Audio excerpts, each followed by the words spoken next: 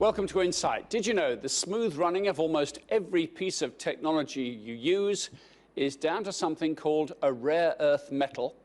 What is a rare earth metal? They're a group of 17 lesser-known elements that are fundamental for some of the world's most advanced technologies. But the market for them is monopolized, and that's causing global concern. Insight's Dana Lewis explains. They're called rare earth metals, and they are found in just about every tech device you use, from your cell phone to the TV you're watching this on. Rare earth are silvery metals found in tiny concentrations embedded in hard rock. Not so rare, actually, but difficult to isolate. Where do they come from? Well, that's where the supply chain raises concerns. Roughly 85% of the world's supply is cornered in China. And they are also strategic, key in building missiles, radar systems, wind turbines. There are 17 rare earth elements with such catchy names as yttrium and praseodymium that power ultra-thin but powerful magnets used in batteries and computers. The US started winding down its facilities, and China really stepped in there. It saw an opportunity to produce them. It's quite labor intensive, so economically profit margins for producing these materials is very low, and China was available. China said, right, we'll produce them, and the rest of the world said, hey, if China's producing them, we don't need to.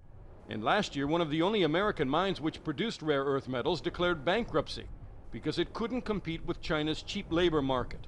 China thus increased its stranglehold on rare metal production. That is a concern, that China has this monopoly, and if it were to stop exports, then you couldn't have your wind generators, you couldn't have your Priuses, you can't have your nuclear missile guidance systems. The worry is, what if China suddenly cut off exports of rare earth metals?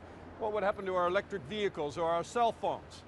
Well, experts say other countries could start producing those metals then because prices would rise and it would become more profitable. But some say that could take years, maybe even a decade. And some manufacturers, such as Honda, are making car batteries now that don't use rare earth metals. And there are reports the Pentagon has ordered stockpiling of rare earth metals just in case China decreases exports, with good strategic reason. America's F-35 fighter jets, the most technically advanced weapon systems in history, each contain about half a ton of rare earth metals. I'm Dana Lewis, reporting for Insight. Well, to discuss that further, I'm joined in the studio by Andrea Sella, who's Professor of Chemistry at the University College London, with research interests in these rare earth elements, so much so you've brought some of your friends with you. Yeah, well, I thought I'd bring a little bit along. These rare earth, they are what they say on the tin, aren't they? They are rare because they're difficult to come by. Well, it's interesting. The word rare is actually a historical artifact. They're not as rare as one might think. But back when they were first discovered in the 18th century, they were a complete puzzle because they'd only been found in one place. And the problem was that they seemed to be completely inseparable from each other. And you know, as you mentioned in your introduction, there are, depending on how you count them, between 14 and 17 of these. But from a chemistry point of view, you know, if you think about school and test tubes and boiling and crystallizing, they're all almost exactly the same in terms of their chemical properties. Right. But it turns out, yeah, that their electronic properties, their magnetic properties, each one is really exquisitely unique. And so it can occupy a tiny niche in our technology that virtually nothing else can. Just give us an example. What are you clutching there? So what I have here is the element praseodymium, and it's one of a pair of elements, neodymium and praseodymium, the green twin and the new twin, as they were called when they were first discovered. And these turn out to be an incredibly useful pair of elements because you can embed these two together in glass, and what they do is they completely cut out the glare from the flame when you're doing glass blowing, for example. So the intense sort of orange color that you get when you heat up materials, but particularly glass, is essentially notched out. It disappears. And so this is a really good example, I think, of how these elements are able to do very, very specific jobs.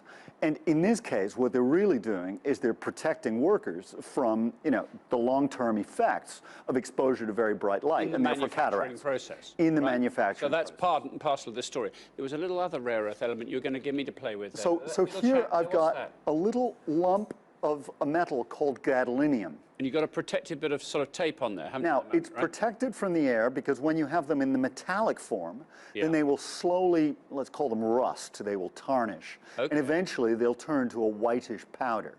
But gadolinium is incredibly important in medicine because you can use it, you can inject it as, in a sort of pharmaceutically acceptable form.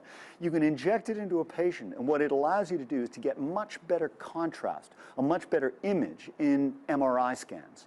So in the modern magnetic resonance scans, that are used in hospitals across the world. I know exactly about that. I've had that done. They put the contrast in, and then your X-ray is much, much better, right? Absolutely. And so what it allows you to do is to distinguish, different kinds of tissue, normal tissue from diseased tissue, the inside